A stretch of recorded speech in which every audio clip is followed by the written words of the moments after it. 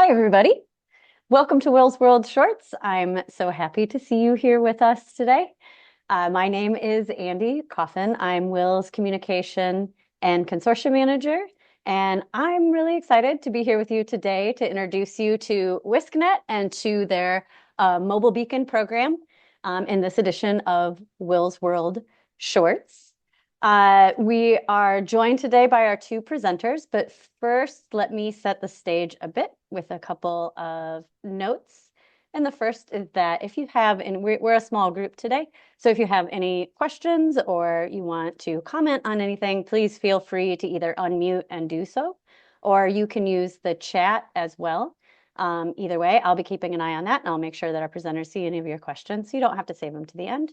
We'll also have time at the end for questions if you do prefer to save them.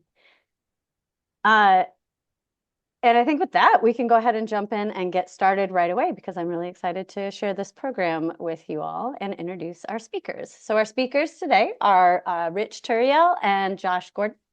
Rich is the Chief Technology Officer at WiscNet, and he brings 27 years of experience to strategic planning, product development, and technical leadership.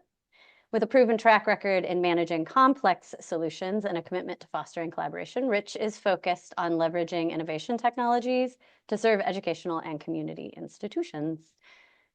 His leadership at WiscNet ensures the continuous enhancement of services and supports the organization's growth in providing network and security solutions for its diverse membership, including K-12 schools, public libraries, and higher education institutions. Josh Gordon is a senior network engineer at WiscNet with 16 years of experience in IT, specializing in routing and optical networking. He holds a BS in Information Technology Management from UW-Stout Polytechnic. And with that, I'm going to turn it over and welcome Rich and Josh to share about Mobile Beacon. Excellent. Thank you so much, Andy, for that introduction.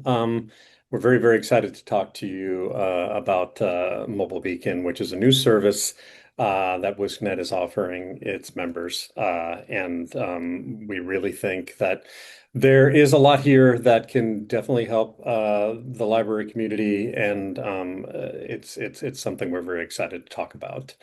Let me get started. Just kind of a brief overview of WiscNet. We are located in Madison. We're a 501c3 nonprofit.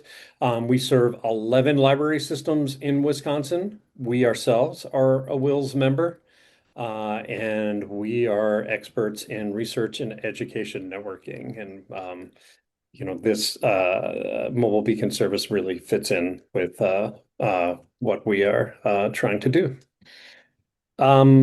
WiscNet began in 1990. You will see here on this screen, this is the original NSF grant that was written in 1989 to form WiscNet. And the idea then was to connect the university systems and colleges together. And obviously it's grown into a lot more. At the beginning, it was more just about network access. Today, it is about helping members connect not only to technology, but to each other. Our members include higher education institutions, K-12 school districts, libraries, municipalities, and hospitals across the state. You can see here that the numbers on each of those. We have 90% of the library systems, 90% of the technical colleges, 80% of the private colleges and universities, and 80% of K-12 school districts are WiscNet members. And this service that we're going to be talking about is available for all WiscNet members. Thank you, Rich. So I'll do a little bit of overview on the technical side for WiscNet's network. WiscNet's network includes over 550 routers throughout the state. This includes over 400 routers at member locations and 46 backbone routers that aggregate member connections throughout Wisconsin, as well as in Minneapolis and Chicago. The blue icons on this map are backbone routers, and the green lines are either 10 gig, 100 gig, or 400 gig connections between those backbone routers, and or to entities such as Microsoft and Google. The map isn't very geographically accurate, but it's close. It's hard to fit all of these routers in one map. WiscNet maintains a public network weather map that you can view if you're curious.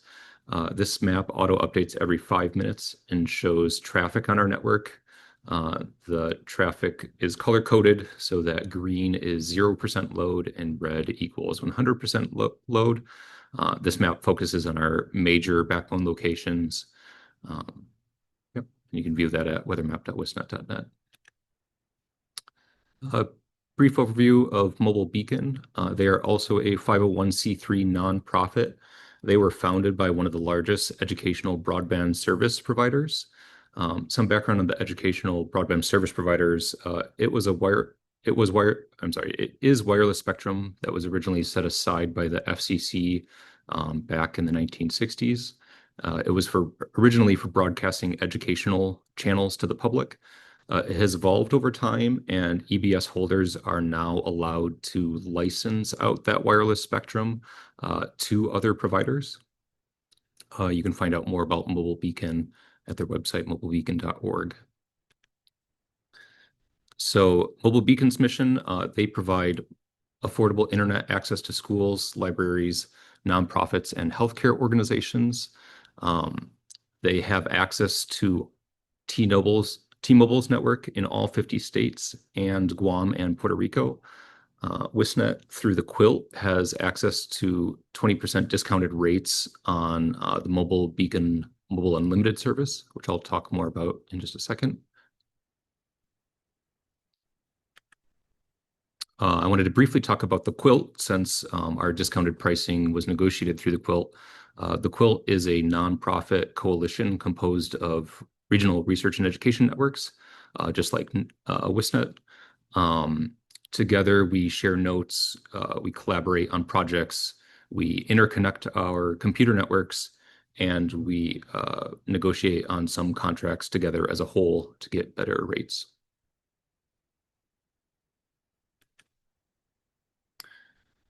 Five states, including WiscNet, are doing a pilot program with Mobile Beacon, where the state networks are allowed to resell Mobile Beacon services. Those states include Arizona, California, Michigan, Rhode Island, and Wisconsin. We're planning on holding joint meetings together to share what we learn. We've already talked quite a bit with the state network of Michigan called Merit. Just great to be able to share notes with our fellow nonprofits. Getting to the point, so the most popular service that WiscNet has begun reselling of mobile beacons is the Mobile Unlimited Internet Service Plan. With our 20% discount, we are able to resell that at $8 a month. And then, of course, unlimited typically doesn't actually mean unlimited for cell phone providers. Unlimited in this instance means that after 1.2 terabytes of data usage, you get deprioritized. So you may not notice, but if a T-Mobile tower is congested, you will be deprioritized below other users after 1.2 terabytes. There are no overage charges. And you can see all the details on the deprioritization and other facts on their website /facts.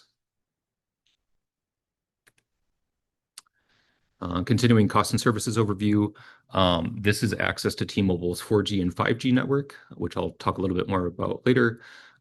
Additionally, you can opt in to also get a static IP address from T-Mobile for an additional $5 a month on top of the $8 a month unlimited mobile service plan.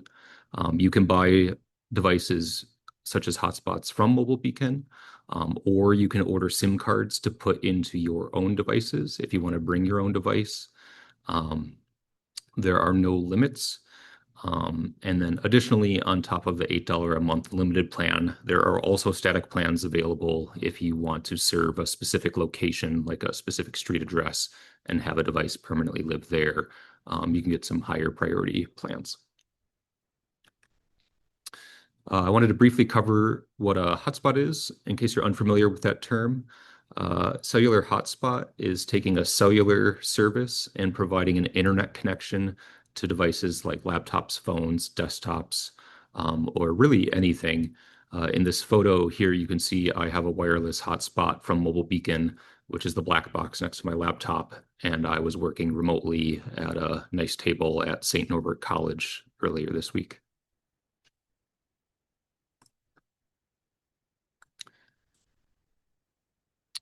Oh, I see the question about utility of a static public IP. I'll get to that in one of my next slides. I'll talk about that a little more. Well, actually, I'll talk about it on this slide. So use cases, we really want you to think outside of the box. Yes, it is hotspots, hotspots that you can use for library or school lending programs, hotspots you can use for traveling staff or outdoor events, etc.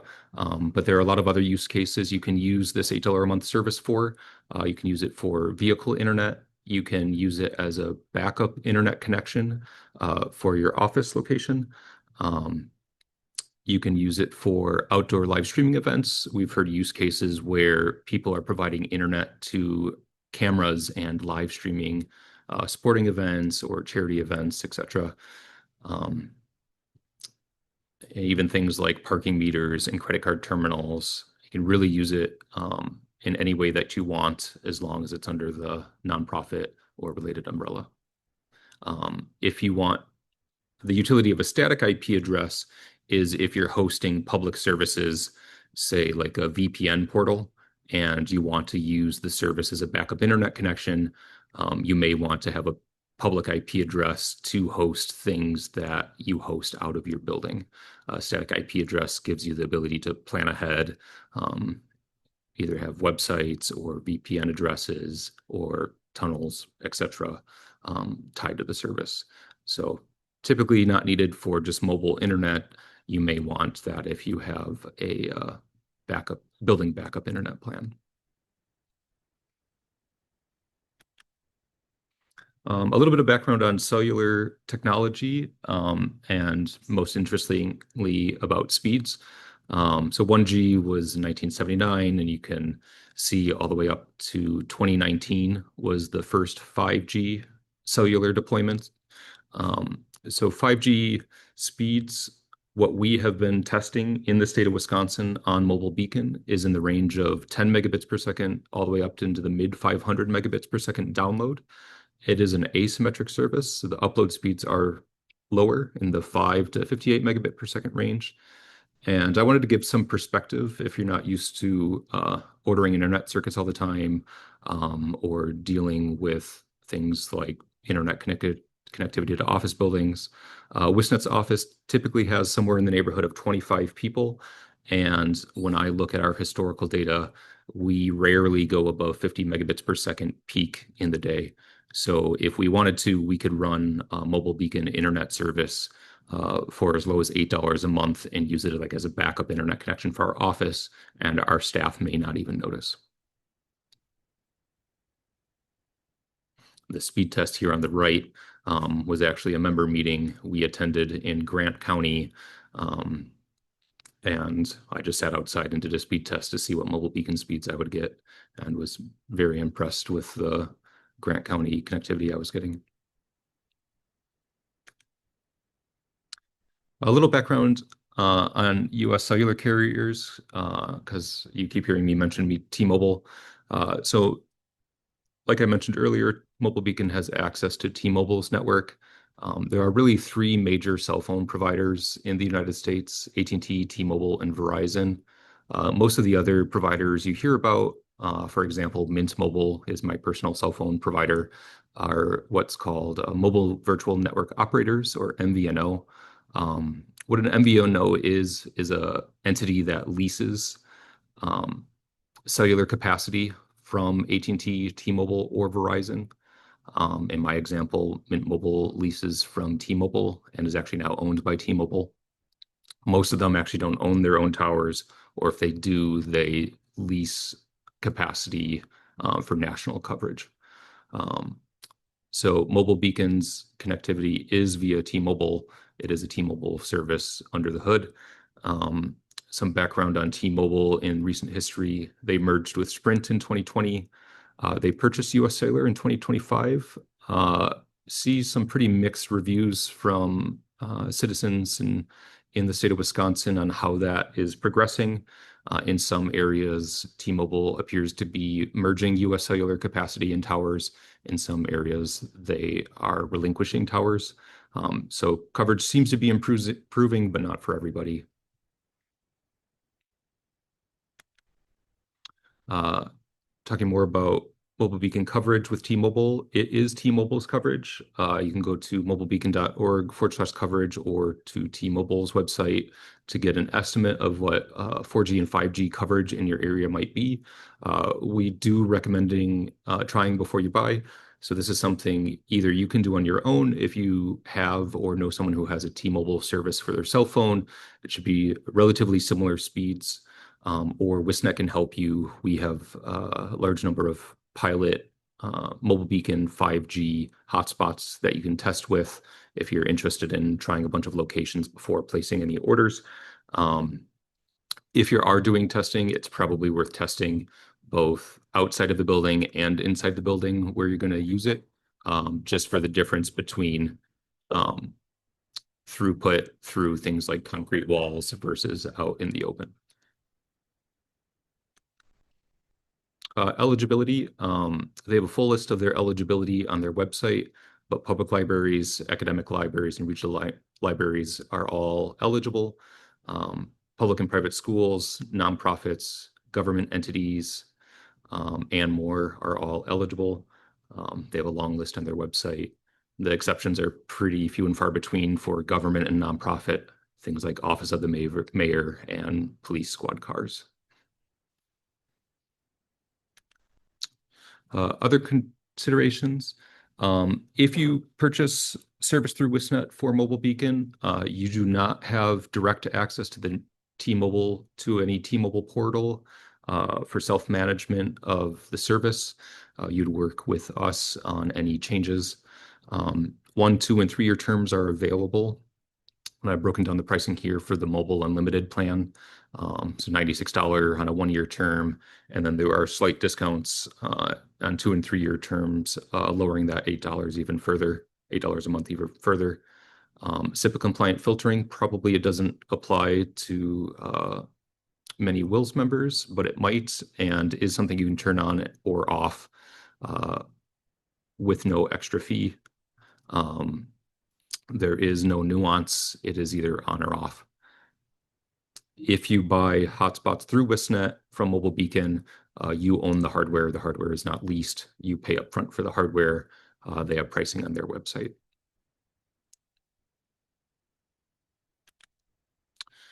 Recently, WiscNet, while we were starting out our partnership with Mobile Beacon, saw a blog post by the State Network of California called CNIC about how they were providing emergency internet in the case of natural disasters or member emergencies by using Mobile Beacon hotspots. We thought that was a great idea, and with the affordability of the program, we decided to do it ourselves. So we bought Mobile Beacon hotspots, Starlink satellite dishes, routers, switches, and battery backup supplies, and put them in these transportable Pelican cases with the intent on providing them to members in disaster situations, building fire, building flood, natural disasters, anything like that. Before we could even finalize this package and announce it to our membership, we saw on the news the catastrophic events that happened in Menasha on July 27th. If you're not familiar, EF3 tornado hit Menasha, Wisconsin, and it was pretty bad. 3 WiscNet members in the area had multiple buildings impacted. There were trees that were uprooted and damaged underground fiber and conduit. Aerial fiber was damaged. And talking to the members, a lot of them were hearing from construction crews that the estimated time to repair for these damaged internet infrastructures was maybe by the end of August, and that wasn't an actual commitment. There's a lot of details on Winnebago County's website up at the top. They have a banner right now for tornado response. We reached out to these members and we offered up our emergency internet kits, and we actually pieced together a few extra mobile beacon hotspots to provide us basically as much as we could. And we ended up shipping slash hand delivering 2 Starlink satellites and 12 mobile beacon hotspots to those 3 members. I have a quote here from the city of Menasha, just really heartbreaking, but also we felt really good that we were able to help. As of right now, we are just including this as a WiscNet membership benefit. And we're learning a lot from the Menasha tornado, and we will probably be adjusting the supplies we have and how we can deploy these in the future, because it seems like there will be a continuing need. And then just talking a little bit more about how these are actually being used. I'm aware of at least 6 buildings that are being served entirely either by 5G mobile beacon hotspots or by Starlink satellites. The thought process behind the Starlink satellites is that cellular tower infrastructure can also be damaged in emergencies. So just having an alternative in addition to the mobile beacon hotspots in case they're needed. That is the end of our prepared slides. Open to any questions. We have more technical details if you're curious. We also have an information group, mobilebeacon@wiscnet.net, that you can email if you have any questions.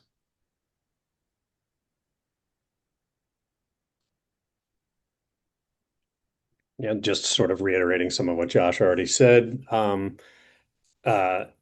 The availability through Mobile Beacon are for the hotspots, but also just SIM cards themselves, right? So if you already have a hotspot that you use with another provider and it's costing you more than $8 a month, you can just reach out to us and we can get a SIM card that you can pop into a hotspot. Just a $15 activation fee, and then it's $8 a month for the service itself.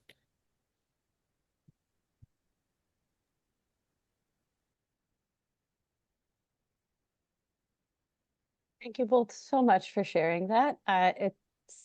So I have used one. I can tell you that I got to test one of these out. I used it in an outdoor fundraiser to bring in some folks who couldn't participate in person, and it worked flawlessly and it was super easy to set up. So I was really grateful, and we ended up raising like $7,500 at that fundraiser. So thank you guys for contributing to that successful event. Awesome. Does anybody have any other questions or anything for Rich and Josh?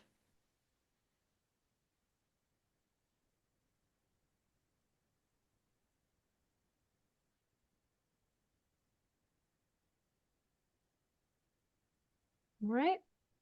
Well, thank you both so much for taking the time today with us. I will make sure when I share out slides that your contact information is included. So if somebody does want to reach out with questions, they'll have your direct contact info. Thanks everybody for being here with me today. You will see a recording of this sent early next week. We'll post it to Will's YouTube channel. And then if you are free, please join us for our next WiLSWorld Shorts. It's on Friday, September 18th, where we'll talk about growing digital collections at America's Black Holocaust Museum in Milwaukee with their senior education collections and outreach coordinator, Mia Pfeiffer. It's going to be a really cool conversation. We hope you can make it, and you just visit our website, WiLSWorld Shorts, to register. Again, thank you, Josh and Rich, for spending some time with us today. We're excited to share this with our community. And thanks, everybody, and have a lovely weekend. Thank you so much. Thanks, everybody.